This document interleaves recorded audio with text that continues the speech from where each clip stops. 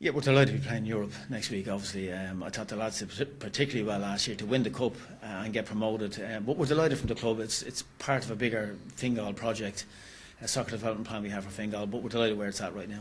So yeah, I've had some experience in Europe with previous clubs, Pats and Bows and Shells, and it's all been very positive, you know.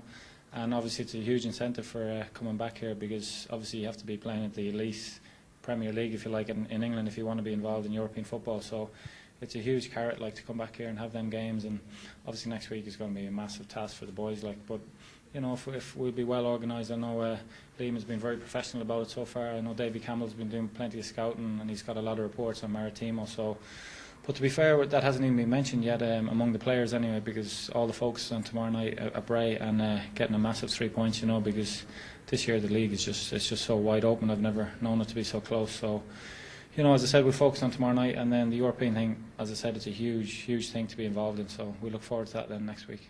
Yeah, I can't wait, to be honest. I've been at Drogheda for a few years where they've been playing, and I was just a young lad at the time, so I was experiencing it but yet not playing in it. So now I have my chance, and hopefully I'm going to take it. A lot of people are saying you got a tough encounter. You're playing a team that came 5th in the Portuguese top flight football last season. Are you nervous? Not so much nervous. It's Maritimo. They're, as you said, they were 5th in the table last year. They're a much stronger league than we would have here. They've signed in 10 new players in the last month. They've 17 Brazilians in their group. They've something like 11 Portuguese and a few other foreign internationals in their group. There's no two ways about it, they'll be good. That said, they're coming into their pre-season. They're only about a month into their pre-season. They've played 3 pre-season friendlies at the minute, 2 against Gramaris and Braga. They'd be 2 teams in the Portuguese Premier Division. They've lost and drew. You know, we're going out there with optimism. We're fit, we're organised, and we need to keep the ball as best we possibly can do. And if we do that, we'll do okay, I feel. With your European experience, will you be giving any of the younger members of the squad any advice?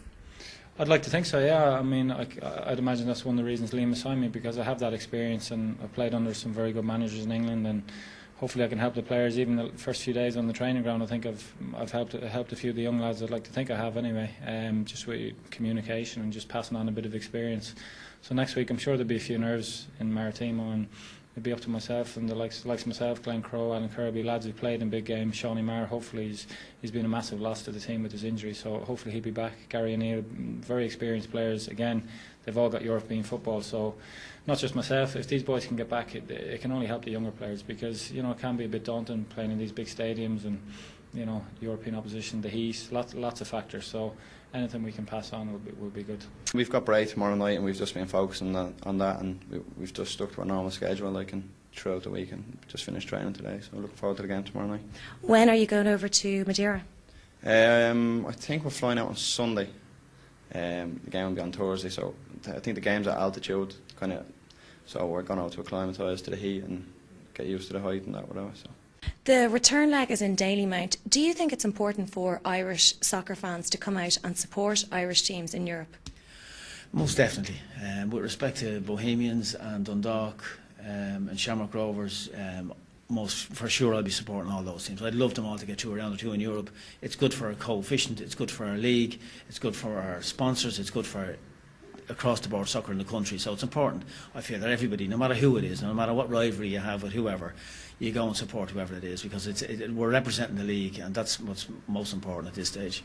Being involved with Pats over the last couple of years, you know, at the home games you see Bows, Rovers, you see every league wearing a club jersey there, and it only helps the league when Irish teams get good results and the coefficient of the league goes up, and you see teams being seeded instead of unseeded, and you know, being put into the second round and not the first round. So it does help the team get better results, I think.